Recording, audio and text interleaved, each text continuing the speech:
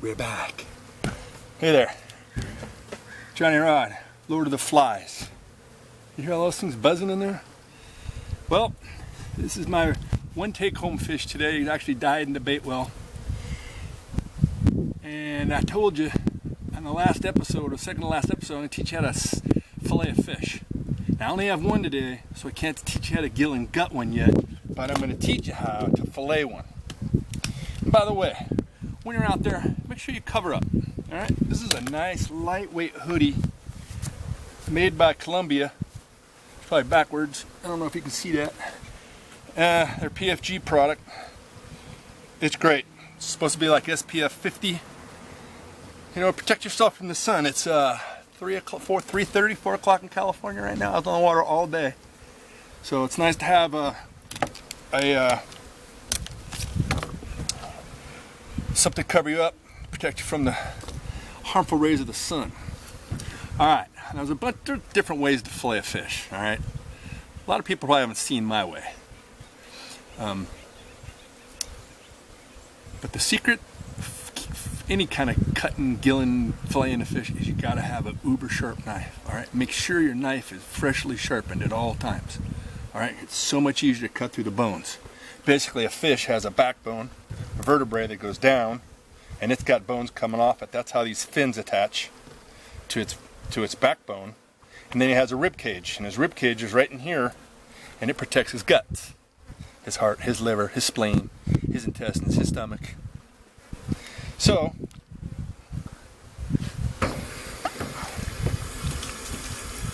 I like to go like this. You make the first incision right through this area. It's pretty, it's not very fleshy here, and you want to just carve right along his backbone. His backbone's right here. You can't see it yet, but it's there.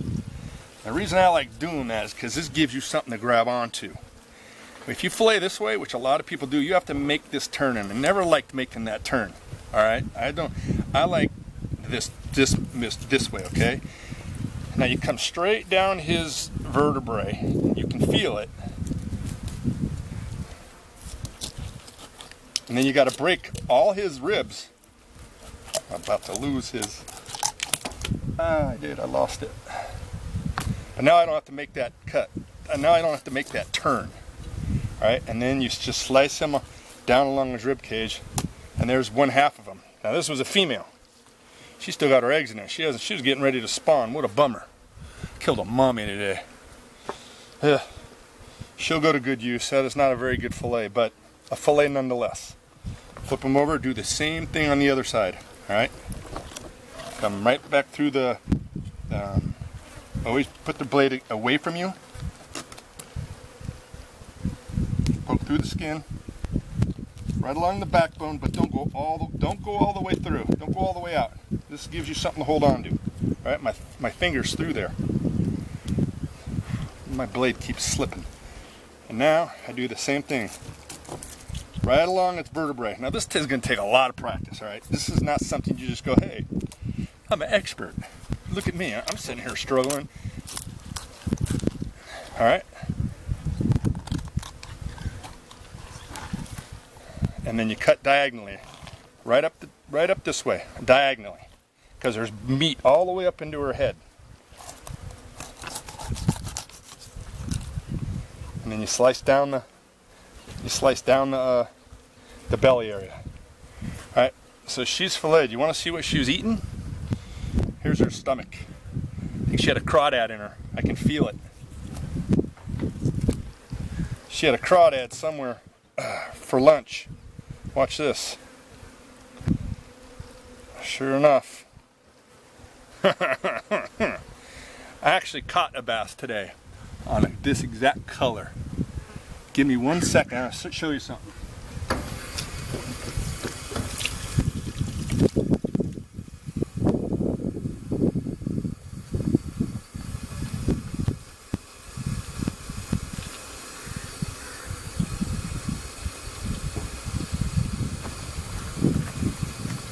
One of the things you want to do when you fish is you want to fish with stuff in the ocean, in the water. You want to fish the stuff out of your tackle box that looks like the stuff on the in the water that they eat. get a load of this. This is a crawdad, fake crawdad. Oh, can you see those? That's crazy, huh? Just found that in her belly, and I used this today to catch another one. Ta-da! So that's a lesson. It's called match the hatch. So always try to match the hatch wherever you're fishing. It's a very common term in the world of trout fishing. Guys use flies a lot. They try to mimic what's in the water. But you know, you saw me catch one on a worm today, and they eat worms too that go down the rivers. Match the hatch. Maybe you heard that first here on ifishclub with Johnny Rod. All right, now I'm gonna teach you how to skin this guy. Here's how you skin the fish. You want to do is you just want to start to carve down to his skin gently. Then grab the skin and just pull the skin. Don't use your knife. Blade down at an angle and just move the skin. Pull the skin back and forth. All right? He's skinned. Huh. This one already came off of him, so I gotta improvise. So I start it like that. I grab the skin, same program. Pull the skin.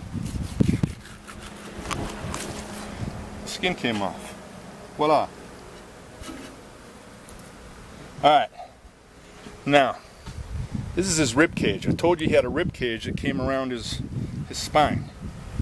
Alright? To get these out, you just come at an angle and you just carve right around the rib cage. Alright? Now he's boneless. Do it again here.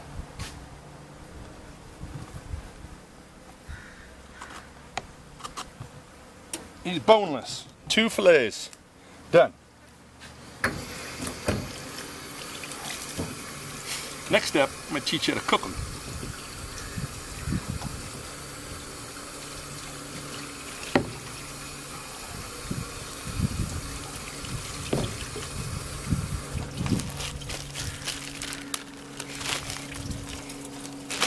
The baggie go in the ice chest. This baggie is a mess. So we're about one step away from getting you completely started fishing, catching, cleaning, eating. There's a recipe people like to use for bass beer batter. You can look at it online. I'm not going to teach you a beer batter. I'm going to teach you a blackened. All right, that's how I like to cook my fish. I don't like to use a lot of oil on my fish. You know, deep fat fry. That's not my thing. I'm more of a blackened kind of guy. But you can do it with any fish, and it's really cool. All right, I'm Johnny Rod. This has been ifishclub, coming from you from Lake Cachuma, California, on May 28th, 2020. We caught a bass on camera. We caught one live. That was kind of cool, fortuitous moment. And I showed you a crawdad that was sitting in that guy's belly. Ain't that crazy?